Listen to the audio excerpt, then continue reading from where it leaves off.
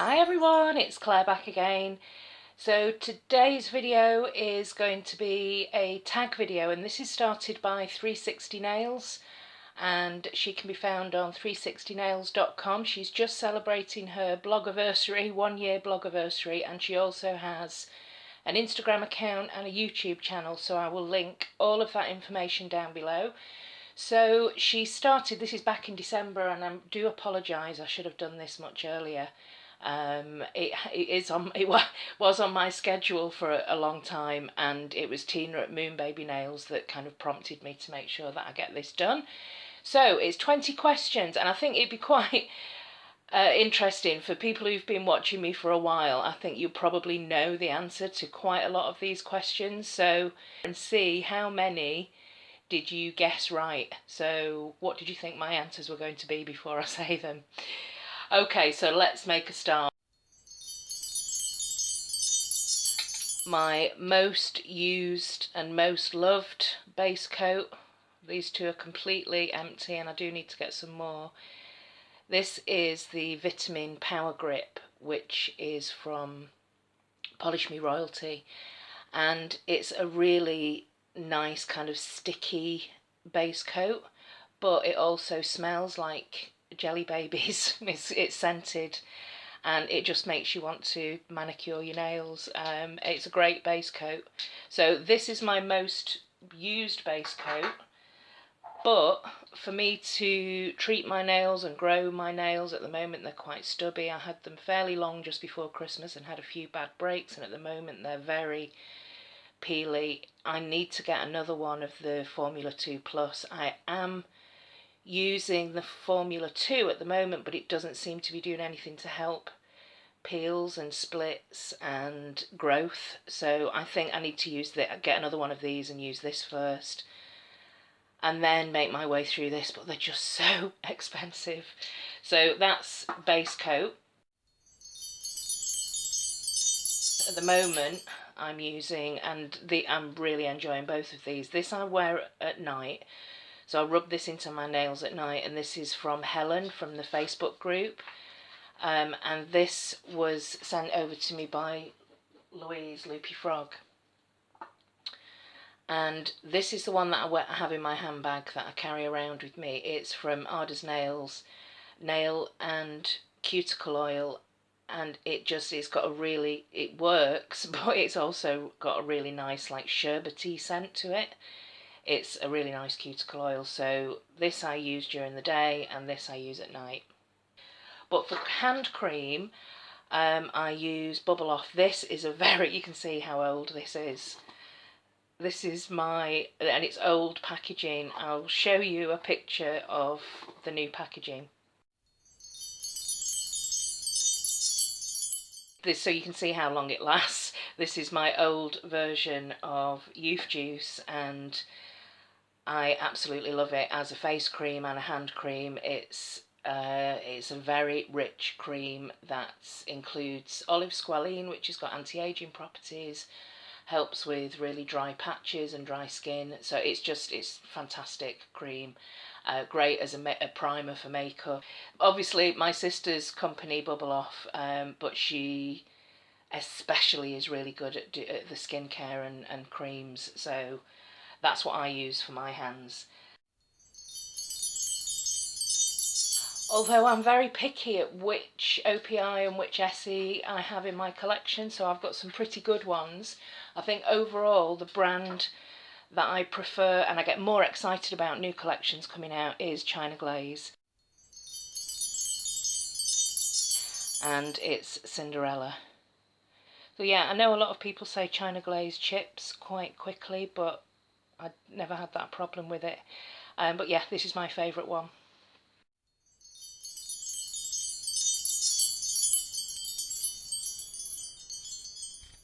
And at the moment, my favourite indie brand is, no surprise to anyone watching my channel recently, is Ada's Nails. And yeah, I absolutely love this brand. Obviously, you know, it's a homegrown, handmade UK indie brand, and she just makes amazing polishes. This was a difficult one because I love so many Arders Nails polishes. The majority of them are one coaters, and the finishes, the Oh So Shifty collection is just amazing. And this one is from the Oh So Shifty collection. You can see the shift there, but it's also got this scattered holographic. Yeah, absolutely beautiful, and that is Nebula.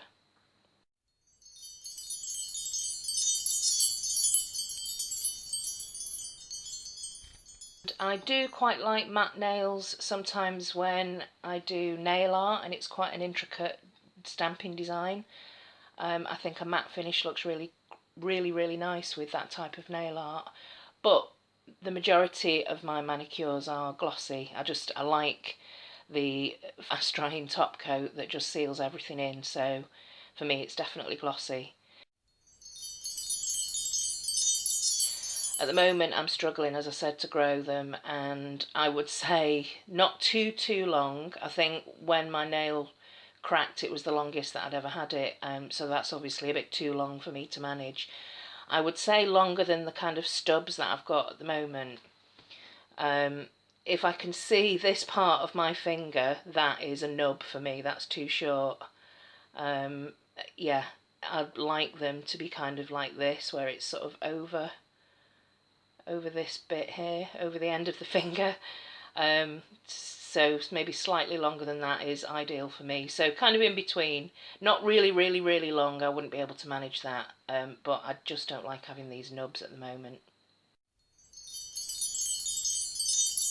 Quick answer to this, I would say, even though dark polish looks better on me, I think I prefer bright polishes.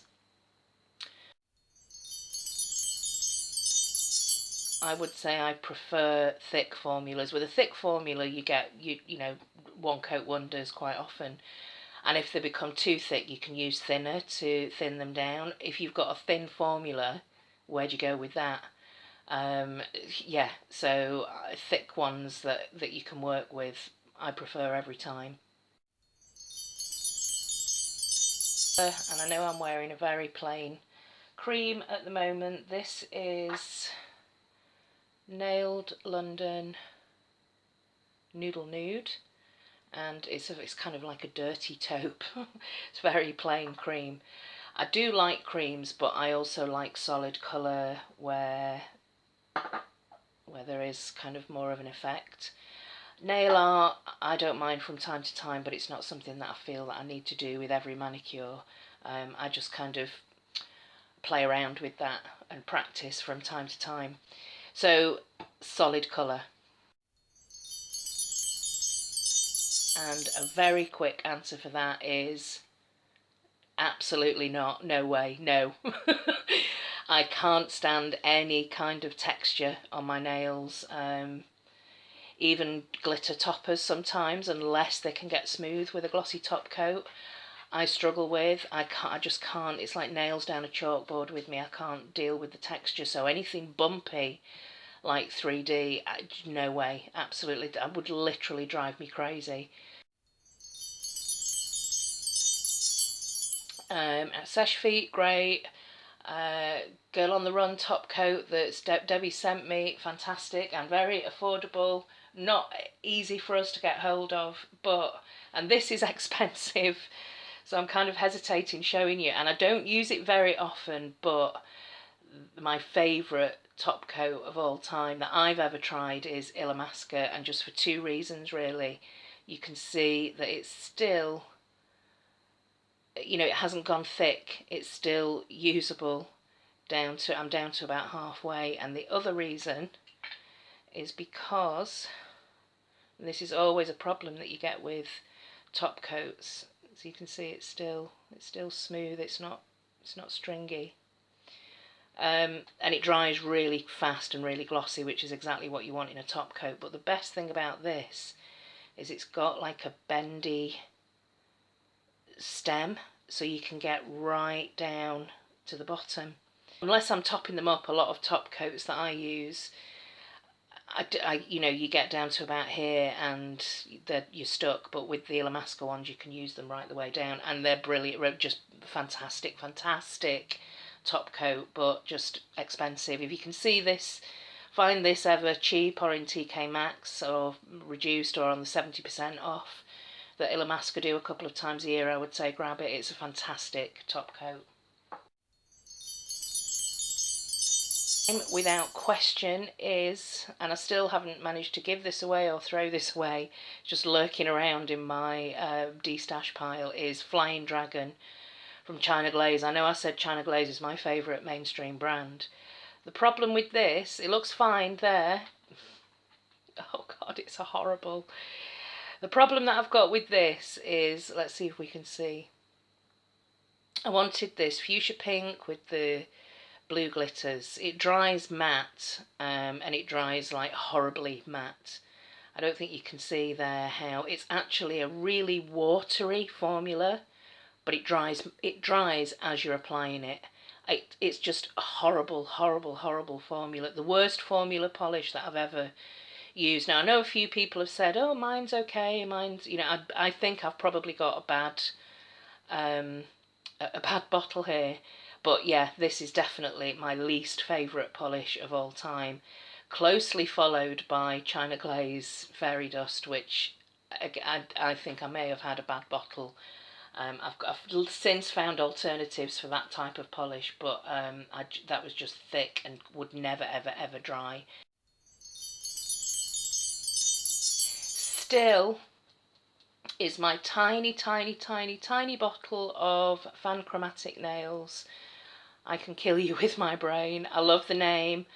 I love this polish. I'm not even going to swatch it because it's so tiny.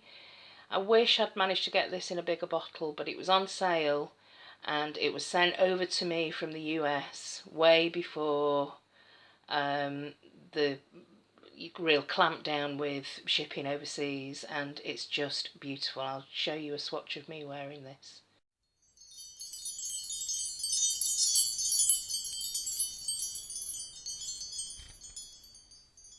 Spring, I would say off-whites and pastels. Summer, brights and hollows, when you can see when the sun's out and you can see you can get the most out of your holographic nail polish. In the autumn, I really like multi-chromes and metallics. And in the winter, I really like flakies and shimmers. So I am a very seasonal person, and I tend to like those types of shades and finishes in the different seasons. And I would say when I got married 7 years ago, I had my nails done way before I was into nail polish, and I got my nails done at a local salon, and like the 2 days before the wedding, and they were just awful. They just looked really, you know, tacky and fake and horrible, and I was so upset. I wasn't used to having fake nails anyway, and I was just so upset. And my mum took me into town, and we went to a proper salon where they managed to remove them and put a new pair on that worked really well. But my nails were quite damaged for quite a while after that. So no, I don't like fake nails. I'm even hesitant of getting any kind of builder gel or anything like that for repairs. I just would prefer natural nails. I think I've just answered that one. Definitely no nail salon. I had to have a look through my sort of high-end brands, and I've got some NARS, I've got some Yves Saint Laurent, and I've got some Chanel. And out of the three, they're quite close in price actually. Yves Saint Laurent retails at £19.50, NARS retails at £15, and Chanel retails for £20 a bottle. I can't believe it. Which is about just over $30 US for the price of a bottle of Chanel. This is my favourite one. But yeah, this is definitely, I think I've got 4 of them. I know Amanda sent me one, and again, thank you, Amanda, that was a real treat. So yeah, this is my most expensive nail polish. It is a mess. This is how I picked it up actually in TK Maxx, but it's Eve Snow, which is, I don't even know where I've heard of this name before, but I know that I've heard of it. I don't know, maybe I don't know where I've heard of it. I was going to say Rainbow Connection, but I don't think it's an indie. I don't know, it may be. And this was in TK Maxx, so it was reduced anyway. And then it had this smashed cap. I wish I'd left the label. It was a big red label on it that said 50p. And it's actually, even though it's all very weirdly, everything's kind of smashed. It's a one coat, very opaque, beautiful kind of duck egg grey blue. I absolutely love this polish, even though it looks a mess. And yeah, so it only cost me 50p, which is about 75 cents US. My least expensive polish. So that is the end of my 20 questions. I tag anybody who wants to join in. I would especially like to see videos from Debbie and Lisa and Catherine. Yeah, so, and if, feel free to join in on Instagram, or if you've got a blog, let's try and use all the platforms that we've got available to come together as a community. I really like this idea. Like Jodie with the Topic Tuesdays and the collaborations that we do. It's so much fun. So thank you very much for watching, and I'll see you all in the next video. Bye!